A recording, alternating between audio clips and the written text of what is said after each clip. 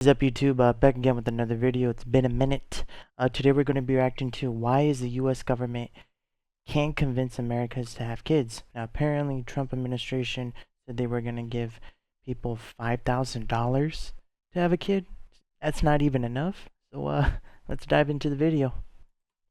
America's fertility rates are hovering around historic lows, with approximately 1.6 births per woman over her lifetime. This is below the level needed to sustain the population, which is 2.1 births per woman. We're actually projecting that about 1 in 4 young adults today will never have kids. There are plenty of us out there who are kind of concerned about the falling birth rate, both for kind of its impact on people's ordinary lives, as well as for the ways in which it'll affect our economy and our government.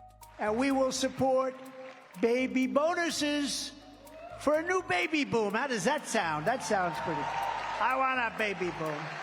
Our population will in the not too distant future start to decline. And so that's why this is an issue for governments and for the economy, and politicians are starting to pay attention. The concern here in the US is that if we see kind of dramatic declines in fertility, we will eventually see also kind of a drag on our economy and our capacity to cover all sorts of government programs like Medicare and Social Security. Our population is sort of getting older on average. And what that means is we have the baby boomers who are, in their older age years. So they are drawing Social Security, and they also have quite a bit of medical and care needs. And so the question is, how will we care for our aging population? It's very hard in modern US society to combine work and having kids. We have very little by way of support to families in this country. Here's why the government can't seem to convince Americans to start families. I'm just gonna throw this out here.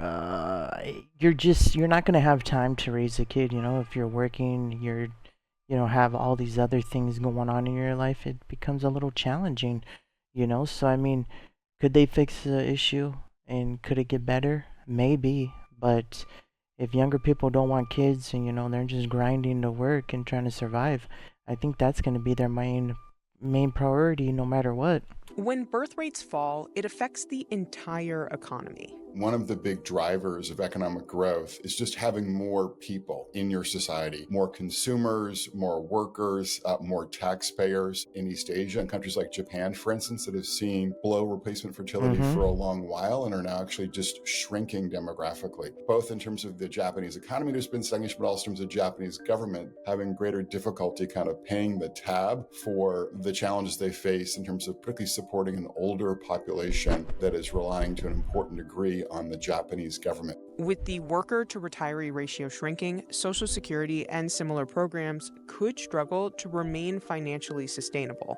The Social Security trustees put out a report about how long they expect Social Security to stay solvent. I think the current estimation is 2033. So people are worried about that. What's interesting, though, is that the lever that we are trying to force on people now is people should have more children, so that then eventually, 20 years from now or so, we'd have more workers who would then be paying into it. It doesn't seem like a very efficient system to me because it doesn't solve the short-term solvency problem. Yeah, no, Leaders it's not. across the U.S. political spectrum have proposed ways to address the birth rate decline. You've got Elon Musk, who is essentially having the ear of the president and in the White House, and he's very much interested not only in increasing birth rates, but this notion that the best and brightest should really be reproducing. And then you have... And that's the wrong motherfucker to even listen to. He has fucking 10, 12 kids at this point. We don't know how many kids he's got. Pays all these women off so he can hide it. I wouldn't even listen to that guy. He's dumb as fuck. He's not even there as a parent for his kids. You have all that money. You're paying women to have your kids. Throw it under the table. Hush, hush. Don't make it a big deal. Don't come out, whatever. It's Elon, he doesn't know shit. Someone like J.D. Vance. So let me say very simply, I want more babies in the United States of America. Who have, I would say, a more sort of religiously or conservatively oriented bent about this. So it's not just about increasing births, but it's about increasing births within sort of a traditional family. So marital status is really important to this group. We had the Democrats pushing really hard for an expanded child tax credit. Now the Republicans come out with something called a baby bonus. That's what the New York Times reported. That would be $5,000 allegedly at the time a child is born. This is a pretty common policy in other countries. Not that enough. There's some extra child allowance, child tax tax credit baby bonus sent to parents when they have a newborn. Having a newborn is expensive. Both political parties have proposed policies that provide money to families either in the form of direct cash or tax refunds. But experts say one-off proposals are not likely to move the needle for families. The kinds of financial incentives or benefits that we're providing just really aren't enough to change the calculus of a trade-off of bringing a child into one's household or family. That's an 18-year commitment. It's not just a one-year cost. In particular, the $5,000 baby bonus that's being sort of bandied about is not likely to budge fertility rates. You know, and she is not wrong. You know, after they give you this bonus, it's not going to last forever. $5,000 is going to be gone in a year, in a couple months. You know, and then after that, like she said, 18 and beyond 18, you know, your kids are still living with you. Cost of living's too much. Jobs are not paying too much. You know, there's so many other factors that go into it. You can't just say, oh, let's have more babies. There's more to the story. You know, don't be dumb. Look at the logic. Look at the statistics of the stuff. The United States lacks key policies that other comparable nations have that could potentially encourage family formation, such as federal paid parental leave, flexible work, and some fertility care access. The U.S. offers less cash and services than the average OECD country. However, it is above average when it comes to providing tax breaks for families with kids. Research suggests to us that these are family studies that markedly increasing, like the child tax credit, can have a modest but noteworthy effect on births. What we estimate is that if we were to increase, for instance, the child tax credit to $4,500 per child, it's about $2,000 right now, that would lead to an increase in fertility of between 3 and 10%. On the one hand, that's a pretty modest number. On the other hand, if you kind of look at that effect over the course of the century, we're talking about millions and millions of extra kids being born because of this additional financial incentives. But even wealthy countries with stronger social programs continue to struggle with low birth rates. France really has been spending a lot on pro-family policies. They now have one of the higher fertility rates in Europe. It's still not above 2, it's still low. How much of their policy emphasis actually helped sort of stall out the decline so they're in better shape than some other countries is a really difficult empirical question to answer. But I do think it might be a glimmer of, optimism on the policy front, suggesting if we really do a lot to support families, we at least might be able to stall out the birth rate decline. Many governments have attempted to influence or even limit their citizens' family formation practices, such as Japan's recent pro-natalist campaigns or China's one-child policy. But studies have found that these policies may have unintended consequences. It's hard to imagine a scenario where the government can say to people, well, we just really need you to have kids because it's important for our country. Sort of a take one for the team, patriotic kind of exhortation. Like, that's not probably going to happen. They've tried that in China. They're trying it in Japan. They try it in Italy. They try it in Hungary. It doesn't actually work.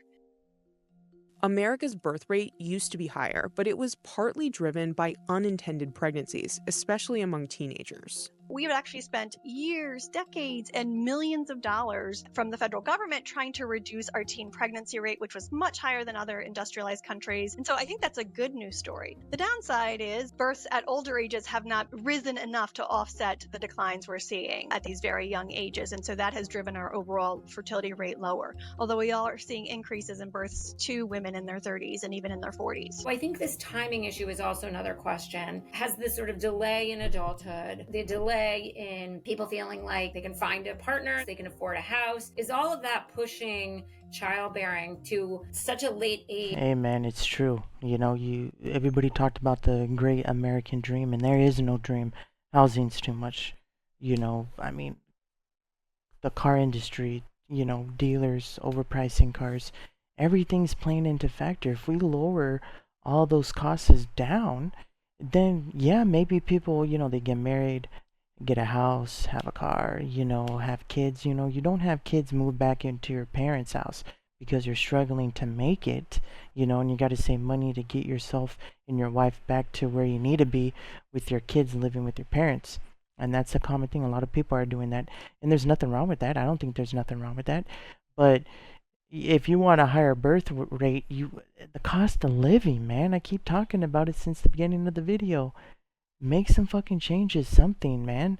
Or people are not gonna do it. It's just facts. Age that people are going to wind up having fewer children than they intend or than they would like. And that raises a policy question. Is there anything policy can do about that to make people feel like they don't have to wait until their 30s to get started having a family? And this isn't to say people should start having kids earlier if they don't want to, but are there people who would start having kids earlier if it weren't at the same time that a lot of work demands were placed on people? If it were easier to afford a house before you got to your late 30s? Are there policy and institutional changes we could make there?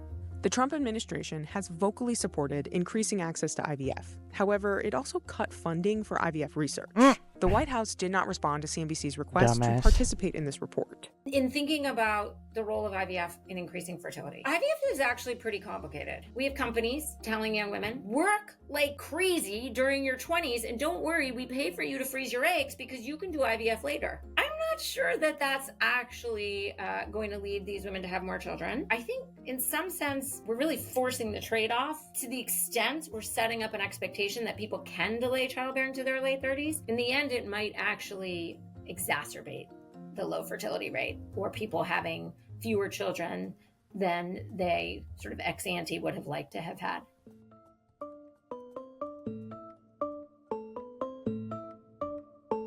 It's common for fertility to decline during economic uncertainty. It usually rebounds once the shock ends, but birth rates did not recover after the Great Recession. And that kind of caught a lot of demographers around the world flat-footed because it also didn't happen in other countries. So this goes against a lot of this demographic history that we have, which led people to start thinking, okay, what exactly might be happening? Even with stronger economic support, experts say America faces a deeper, more complex problem, a cultural shift in how people view parenthood itself.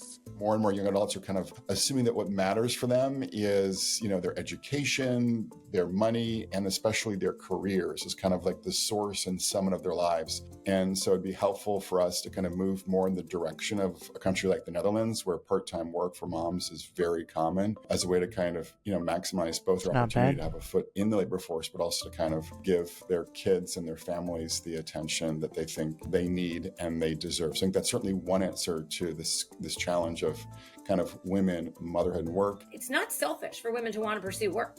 Women also need to financially protect themselves. Parenting is really hard now. We're expected to do a lot. It's really intense. Kids aren't just running around the neighborhood, right? Coming back for dinner. If you're making a rational calculation, am I going to be the one who steps back, who really specializes in raising children and then leaving myself financially exposed? I think that's a decision that some people are making. That's like something as an economist start to tinker with. We know how to suggest changes to the tax code. We're less adept at suggesting changes in bargaining between men and women, but I do think there's real evidence suggesting that matters. Immigration can also help offset the economic impacts of population decline, but it's politically and demographically uncertain long term. So we could have more workers, which we could do by having more immigrants, and instead we're heading the opposite direction of that with fewer immigrants and getting rid of many immigrants in the United States. I certainly think that immigration is a solution to some of our challenges demographically speaking. The majority of the countries across the globe now are seeing below replacement fertility, including Mexico, actually. If, the vast majority of countries across the globe are also seeing below replacement fertility, we can't kind of count on immigration indefinitely to address our demographic challenges. I think if we committed to public childcare, like they have in many other countries, we might move the needle. But these are long-term sustained investments. And then we're really looking at sort of slow-moving changes, because you have to change the decision-making, the lifetime calculus that somebody is thinking about in their 20s. That's why it's hard to imagine a policy lever that's going to dramatically change things in the next few years. Amen. I agree 100%. There's a lot of key factors that play, in the economical, picture. Honestly, who knows? 5,000 ain't gonna cut it enough. People are not that dumb. Raise it to maybe 25, 30,000, because having a baby is 85,000. It's not cheap. So don't forget to like, comment, subscribe, man. We've been stuck at 6 subscribers, trying to get to 10. And you guys in the next video. You guys take care. Peace.